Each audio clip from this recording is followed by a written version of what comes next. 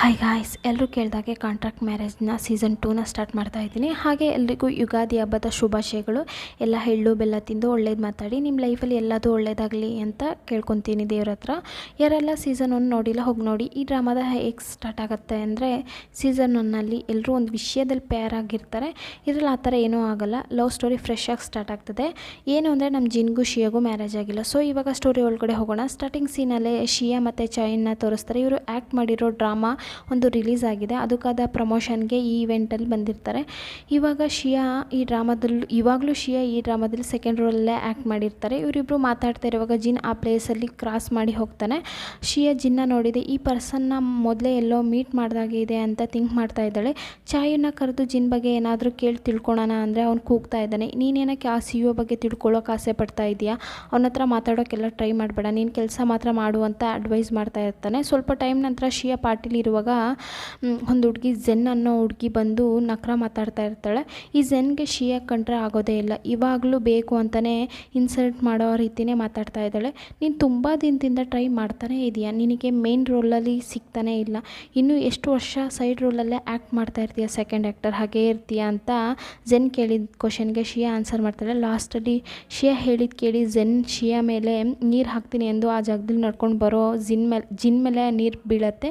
ಆ ಪ್ರಾಬ್ಲಮ್ಗೆ ಇವಳೇ ಕಾರಣ ಅಂತ ಶಿಯಾ ಜಿನ್ ಹತ್ರ ಸಾರಿ ಕೇಳ್ತಾ ಇದ್ದಾಳೆ. ಜಿನ್ ಮಾತಾಡೋ ಟೈ ಅಡ್ಜಸ್ಟ್ ಮಾಡೋ ರೀತಿ ಅಂತ ಎಲ್ಲ ನೋಡಿದ್ದೆ ಶಿಯಾಗೆ ಇದಕ್ಕೂ ಮುಂಚೆ ಬೇರೆ ಯಾವುದೋ ಫಂಕ್ಷನಲ್ಲಿ ಮೀಟ್ ಮಾಡಿದ ರೀತಿಯೇ ಇದೆ. ಜಿನ್ ಆವಾಗ ಅವ್ನ ಕೈಯಲ್ಲಿರೋ ಮಾಸ್ಕ್ ಬಂದು ಅವ್ನ ಫೇಸ್ನ ಹೈಡ್ ಮಾಡ್ತಾ ಇದ್ದಾನೆ. ಇದನ್ನ ನೋಡಿದೆ ಕನ್ಫರ್ಮ್ ಮಾಡ್ಕೊಳ್ಳೋದಕ್ಕೆ ಯಾವಾಗ ಒಬ್ಬನೇ ಹೋಗ್ತಾನೆ ಅಂತ ವೆಯ್ಟ್ ಮಾಡ್ತಾ ಇರ್ತಾಳೆ. ಅವನು ಹೊರಗಡೆ ಹೋಗ್ತಾನೆ ಅಂತ ಗೊತ್ತಾಗಿದೆ. ಇವಳು ಫಾಲೋ ಮಾಡ್ಕೊಂಡು ಹಿಂದೆನೇ ಹೋಗ್ತಾ ಇದ್ದಾಳೆ. ಯಾರೋ ಫಾಲೋ ಮಾಡ್ಕೊಂಡು ಬರ್ತಾ ಇದ್ದಾರೆ ಅಂತ ಇವ್ನು ಸಡನ್ನಾಗಿ ತಿರುಗಿ ನಿಲ್ಲೋಕ್ಕೂ ಶಿಯಾ ಹೋಗಿ ದಿಢೀರ್ ಅಂತ ಅವನ ಮೇಲೇ ಡಿಕ್ಕಿ ಹೊಡೆದು ಮತ್ತೆ ಸಾರಿ ಕೇಳ್ತಾ ಇದ್ದಾಳೆ. ಇವಾಗಲೂ ಜಿನ್ ಅದೇ ರೀತಿಯೇ ಟೈ ಅಡ್ಜಸ್ಟ್ ಮಾಡ್ತಾ ಇದ್ದಾನೆ. ಇದನ್ನ ನೋಡಿದ್ದೆ ಶಿಯಾ ಡೈರೆಕ್ಟಾಗಿ, ಇದಕ್ಕೂ ಮುಂಚೆ ನಾವೆಲ್ಲಾದರೂ ಮೀಟ್ ಮಾಡಿದ್ದೀವ ಅದು ಒಂದು ಪಾರ್ಟಿಲಿ, ಆ ಪೋಸ್ ನೋಡಿ ಏನಾದರೂ ನೆನಪು ಬರ್ತಾ ಇದೆಯಾ ಅಂತ ಇವನಿಗೆ ನೆನಪು ಮಾಡ್ತೀನಿ ಅನ್ನೋ ಹೆಸರಲ್ಲಿ ಹುಚ್ಚಿನ ಥರ ಫೋಸ್ ಕೊಟ್ಟು ಅವನನ್ನು ಟಾರ್ಚರ್ ಮಾಡ್ತಾ ಇದ್ದಾಳೆ.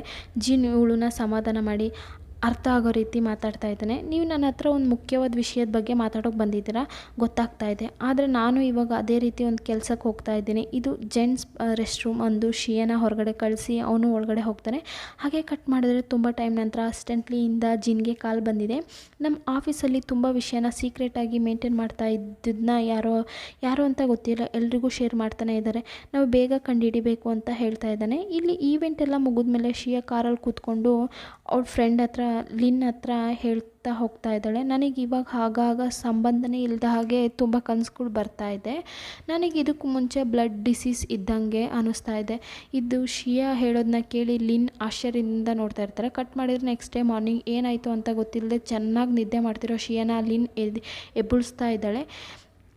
ಈವೆಂಟ್ಗೆ ಹೋಗಿ ಹೇಳಿರೋ ಕೆಲಸ ಮಾಡು ಅಂದರೆ ಬೇರೆ ಏನೋ ಮಾಡಿದೀಯಾ ಅಂತ ಇಲ್ಲಿ ನೋಡು ಅಂತೇಳಿ ಜಿನ್ ನೀವಿಬ್ಬರು ರೆಸ್ಟ್ ರೂಮ್ ಪಕ್ಕದಲ್ಲಿ ಒಟ್ಟಿಗಿರೋ ಫೋಟೋ ಶೇರ್ ಆಗಿದೆ, ಯಾರು ಈ ಕೆಲಸ ಮಾಡಿರೋದು ಅಂತ ಗೊತ್ತಾಗದೆ ಒಂದು ಲೆವೆಲಲ್ಲಿ ಶಿಯಾನೇ ಗಾಂಡಾಗ್ತಾಳೆ.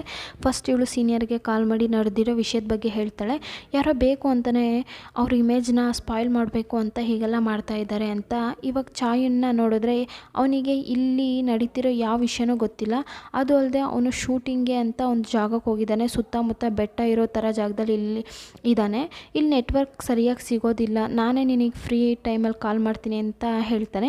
ಇವಾಗ ತುಂಬ ಹೊತ್ತ ನಂತರ ಆಫೀಸ್ಗೆ ಹೋಗಿರೋ ಶಿಯಾ ಅವ್ರ ಸೀನಿಯರ್ ಹತ್ರ ಜಿನ್ನ ನನ್ನ ಜೊತೆ ಕ್ಲೋಸ್ ಆಗಿರೋ ಆ ಫೋಟೋಸ್ ಫೇಕ್ ಆಗಿರೋದು, ಅದನ್ನ ಯಾರೂ ನಂಬೇಡಿ ಅಂತ ಅನೌನ್ಸ್ ಮಾಡೋಣ ಅಂತ ಪ್ಲ್ಯಾನ್ ಮಾಡ್ತಾ ಇದ್ದಾರೆ.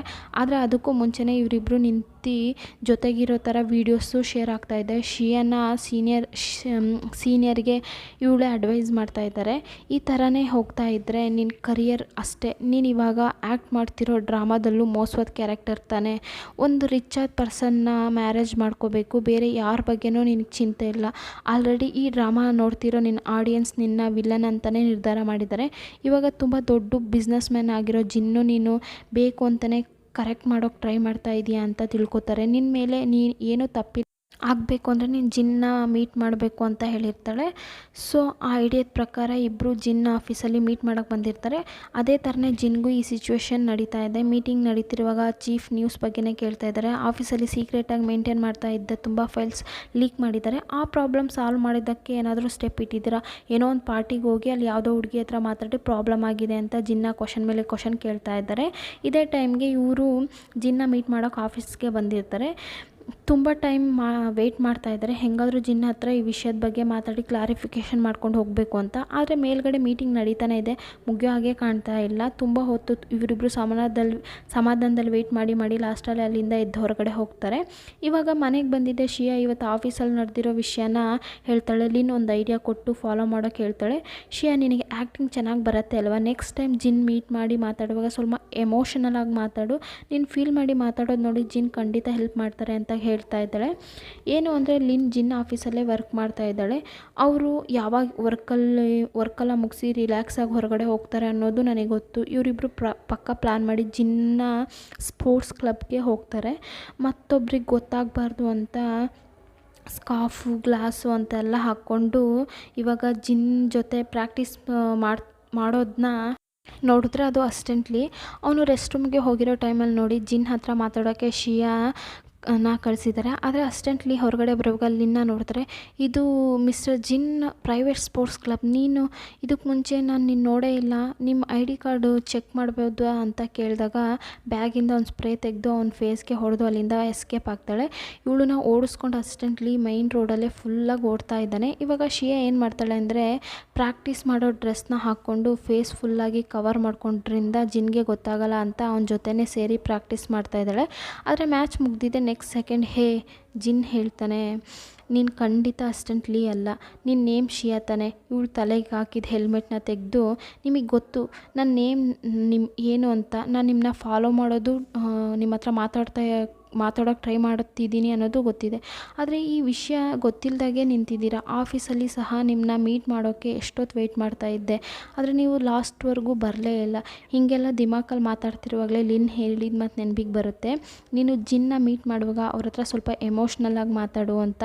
ಸಡನ್ನಾಗಿ ಕೋಪದಿಂದ ಮಾತಾಡೋದನ್ನ ಹಾಗೆ ಚೇಂಜ್ ಮಾಡಿ ಸಾಫ್ಟಾಗಿ ಮಾತಾಡೋಕ್ಕೆ ಸ್ಟಾರ್ಟ್ ಮಾಡ್ತಾರೆ.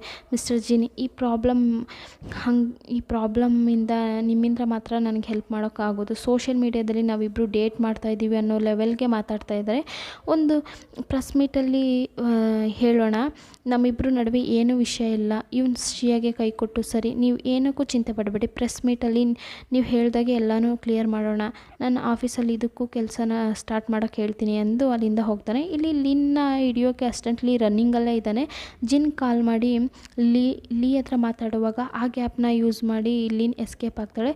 ತುಂಬ ಟೈಮ್ ನಂತರ ಶಿಯಾ ಮತ್ತು ಜಿನ್ ಪ್ರೆಸ್ ಮೀಟ್ಗೆ ರೆಡಿ ಆಗ್ತಾ ಇದ್ದಾರೆ. ಜಿನ್ ಏನು ಪ್ಲ್ಯಾನ್ ಮಾಡಿದ್ದಾನೆ ಅನ್ನೋದೇ ಗೊತ್ತಿಲ್ಲ.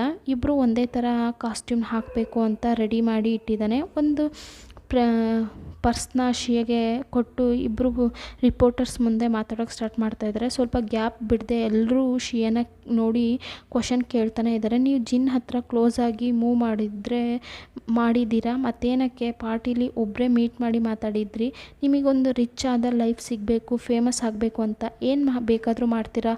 ಅವ್ರು ಮಾತಾಡೋಕ್ಕೆ ಪ್ರೂಫ್ ಇರೋದ್ರಿಂದ ಶಿಯಾ ಹತ್ರ ಏನೂ ಆನ್ಸರ್ ಮಾಡೋಕ್ಕಾಗ್ತಿಲ್ಲ. ಇಲ್ಲ, ಆವಾಗ ಜಿನ್ ಎಲ್ಲರೂ ಸೈಲೆಂಟಾಗಿರೋಕ್ಕೆ ಹೇಳಿ ದೊಡ್ಡ ಶಾಕ್ ಕೊಡ್ತಾನೆ. ಯಾರಿಗೂ ಗೊತ್ತಿಲ್ಲದಾಗೆ ಶಿಯಾ ನನ್ನ ಹತ್ರ ಕ್ಲೋಸ್ ಆಗಿರೋಕ್ಕೆ ಟ್ರೈ ಮಾಡ್ತಿಲ್ಲ ಅಂತ ಹೇಳ್ತಿದ್ದಾನೆ. ಸೊ ಇವತ್ತಿನ ಎಪಿಸೋಡ್ ಇಲ್ಲಿಗೆ ಮುಗಿಯುತ್ತೆ. ಯಾರಿಗಾದರೂ ಈ ಎಪಿಸೋಡ್ ಇಷ್ಟ ಆದರೆ ಲೈಕ್ ಮಾಡಿ, ಕಮೆಂಟ್ ಮಾಡಿ, ಹಾಗೆ ಮರಿದೆ ಸಬ್ಸ್ಕ್ರೈಬ್ ಮಾಡಿ please guys. Thank you all. Once again happy Ugadi.